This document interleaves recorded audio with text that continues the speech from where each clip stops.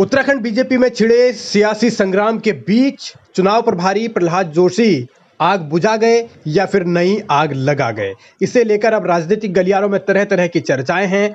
और चर्चा इसलिए ज़्यादा है क्योंकि अलग अलग बैठकों के जरिए प्रहलाद जोशी ने सबका मन टटोला और उसके बाद उनका एक बयान अब कई सवाल खड़े कर रहा है।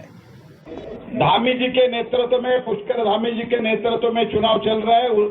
हमारे सरकार आने के बाद हमारे धामी जी मुख्यमंत्री रहेंगे, इसमें युवा मुख्यमंत्री, कोई हमारे मन में डाउट, पार्टी के मन में कुछ डाउट नहीं है। प्रहलाद जोशी ने अपना डाउट तो क्लियर करा दिया, यानी कि आलाकमान क्या चाहता है वो उन्होंने साफ साफ बता दिया। लेकिन उत्तराखंड बीजेपी के भीतर मुख्यमंत्री बनने की चाहत रखने वाले नेताओं को क्या ये बयान नए डाउट में डाल रहा है? बिशन सिंह चुफाल जो कि नाराज हो गए थे जब पुष्कर सिंह धामी को पिछली बार मुख्यमंत्री बनाया गया था, सतपाल महाराज वो अपने तरीके से उन्होंने नाराजगी जाहिर की थी, वो बहुत सीनियर है, इससे इनकार नहीं किया जा सकता। तो इस बात को लेकर कि अब धामी ही मुख्यमंत्री रहेंगे तो क्या त्रिवेंद्र रावत 2022 में ये सब कुछ सह लेंगे या पूरी पार्टी सह लेगी? कम से कम वो नेता क्या सह लेंगे जो मुख्यमंत्री पद के खुद को दावेदार मानते हैं? इन सवालों और चुनौतियों के बीच बीजेपी के निशाने पर कांग्रेस भी है। दूरबीन लेके जा रहे हैं कैंडिडेट को सर्च करने के लिए, ढूंढने के लिए। ऐसी स्थिति कांग्रेस पार्टी के बन गई है। कांग्रेस की कमियां गिनाकर शायद प्रहलाद जोशी ये भी बतलाना चाहते हैं अपनी पार्टी के नाराज नेताओं को कि देखिए, बगावत मत कीजिए क्योंकि कांग्रेस में कुछ भी ठीक नहीं है और बीजेपी ही अभी सब कुछ है। एक बार बीजेपी, एक बार कांग्रेस, ये आर्गुमेंट रखते हुए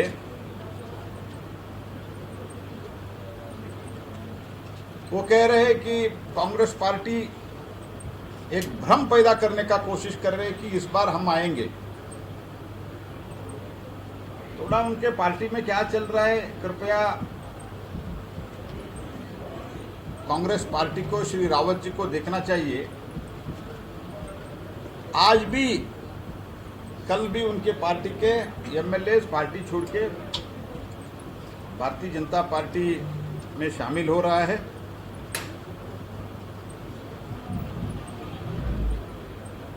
और कांग्रेस का नेतृत्व देश में हो या इधर के नेतृत्व हो, कांग्रेस वाले समझ गए कि कांग्रेस एक पास्ट टेंस का पार्टी है, भूतपूर्व पार्टी है। It is a party of past. Congress के अस्तित्व पर सवाल उठाकर प्रहलाद जोशी ने बीजेपी नेताओं को संदेश देने की कोशिश की, साथ में नसीहत दी कि एकजुटता बनाए रखिए क्योंकि भविष्य तो बीजेपी ही है। मगर कांग्रेस सवाल उठा रही है युवाओं के भविष्य पर और अपनी राजनीति की रोटियां सेक रही है।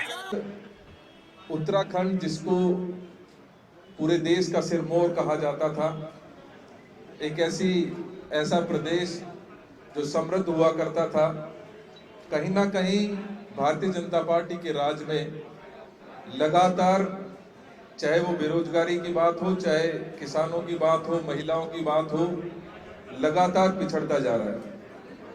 राजनीतिक तौर पर खुद को मजबूत बताने के लिए हर कोई कोशिश कर रहा है। कांग्रेस अपना जोर लगा रही है, उसके अपने अलग दावे हैं, अलग नीतियां हैं। तो बीजेपी अपनी डबल इंजन सरकार की विकास योजनाओं का हवाला देकर फिर से सत्ता पाना चाहती है। मगर सवाल ये कि मौजूदा हालात में दोनों पार्टियों के भीतर जो झगड़े चल रहे हैं उनसे बाहर कैसे निकला जाएगा।